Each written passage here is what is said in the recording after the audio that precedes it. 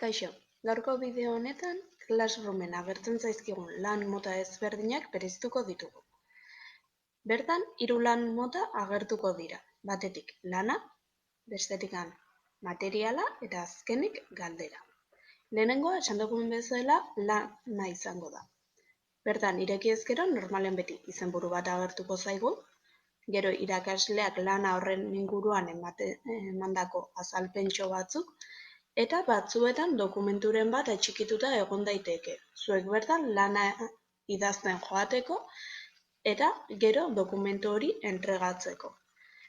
Berezitasun bezala, lana izatean batzuetan entregatzeko epe muga bat izango duzu.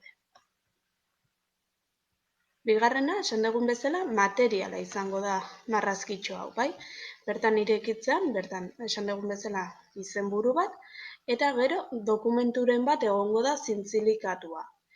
Bai, hemen kasu honetan ikusten duzuen bezala dokumentu idatzi bat izan daiteke, baina bideoren bat ere.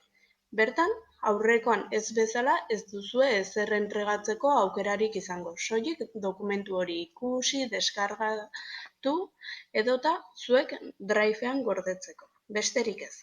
Eta gero azkenik, galdera ikurrak dion bezala, galdera bat ere egon daiteke. Kasu honetan, tutoretza online bat egiteko proposamena adierazten digu irakasleak. Bertan, azalpentxoa daukagu, nola egin nahi den bilera hori azalduz, eta gero bukaeran galdera horren bi erantzun posibleak ditugu. Zuek aukeratu beharko duzue bat edo beste, bertan klikatu eta bidali. Hauek dira Classroomek eskaintzen dizkigun 3 lan mota ezberdinak.